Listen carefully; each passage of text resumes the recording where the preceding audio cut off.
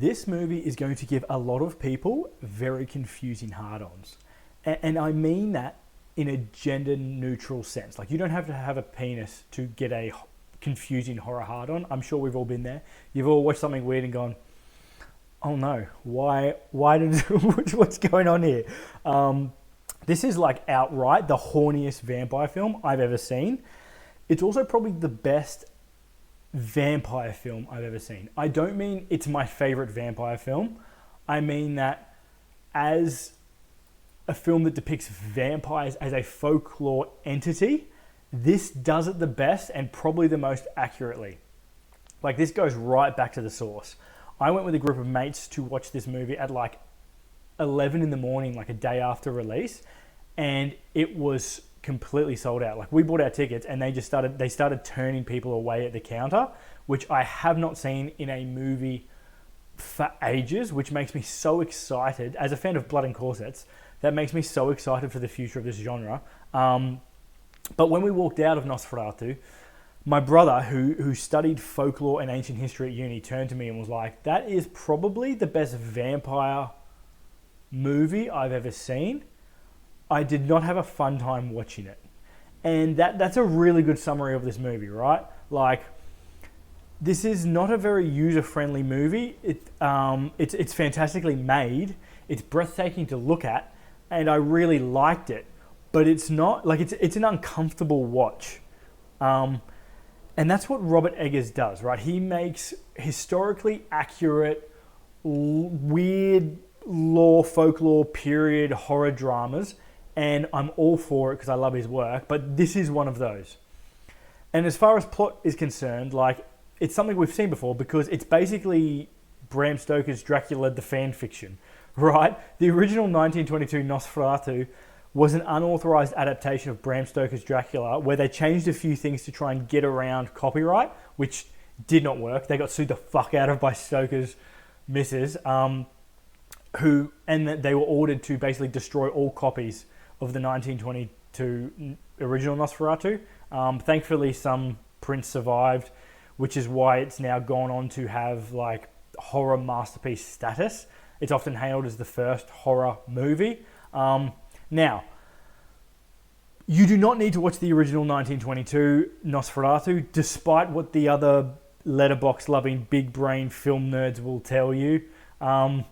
It's fine, but it is like 100-year-old black and white silent film. I'm not telling you not to watch it. Like, if that appeals to you and you want to watch it, fucking go for it. But I'm just giving you a full film pass. As a film wanker myself, you do not have to watch the original Nosferatu, right? Like, I know lots of people, you've probably seen lots of reviews where it's like, yes, pale in comparison to Murnau's 1920. You don't have to do any of that shit, man. It's fucking hard it's a hard watch. It's fucking not as good as like a cool action horror from nowadays. Listen, don't fall for that. You can watch this one on its own, all right? I'm giving you the full pass. Now, this remake follows the original plot almost to a T. The film illustrates the journey of an 1830s Germanic real estate agent named Thomas Hutter, who has been asked by his job to travel to a remote castle in Transylvania for work. That's why we need unions, guys. That's why we need unions. To meet with a reclusive count who wants to buy a house in their town of Weisburg. But guess what, guys? This count, he's a fucking vampire. I know. There's a goddamn Dracula out there trying to buy real estate in this goddamn town. And he's not like a sexy True Blood vampire either. He is like, I'm talking full-on maggoty walking corpse vampire. And he wants to use a mix of his dark influence, his wealth, and his mental manipulation and real estate law to basically fuck Thomas's wife, Ellen, even though she wants nothing to do with him. He's kind of like Neil Gaiman in that way. Neil, you fucking scumbag.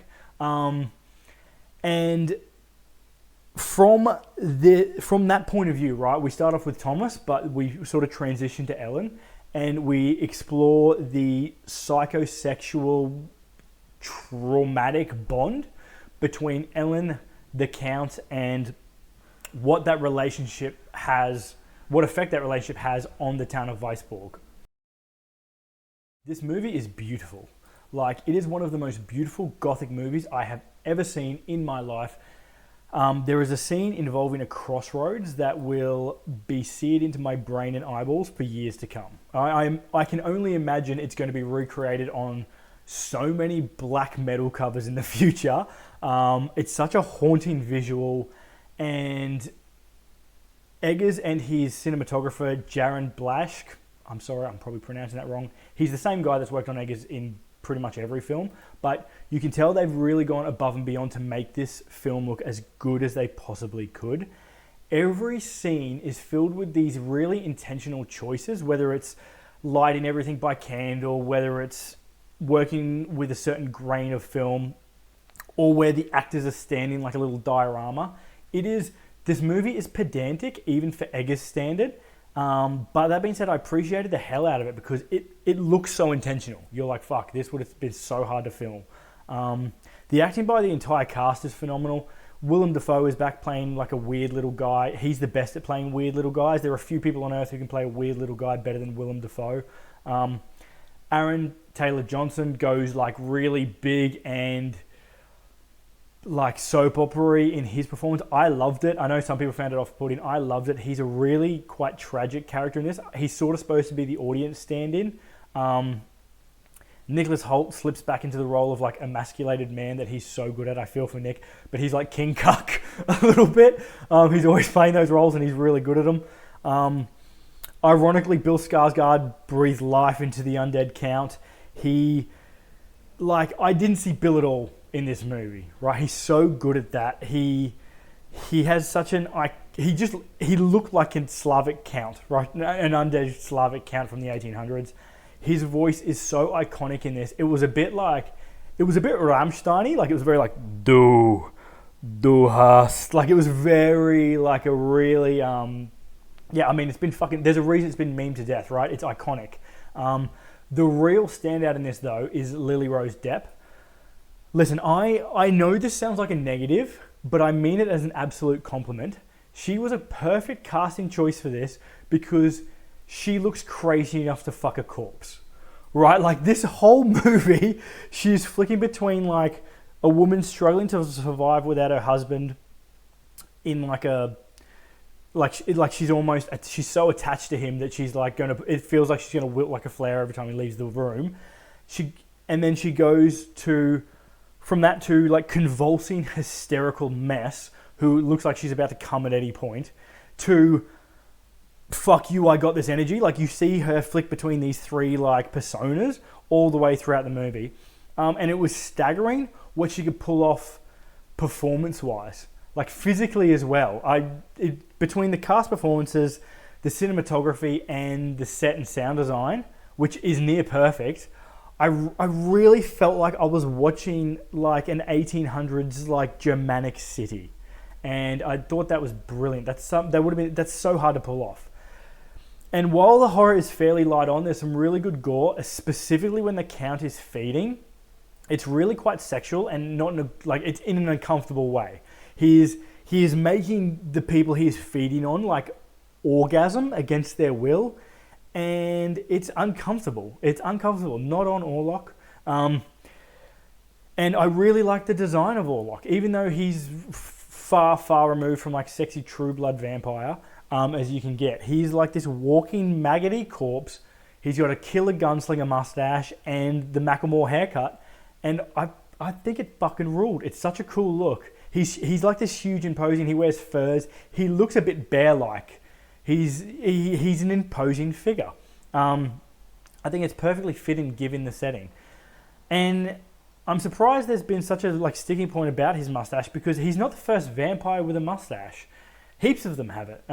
Gary Oldman had a mustache. Christopher Lee rocked a mustache when he was playing vampires.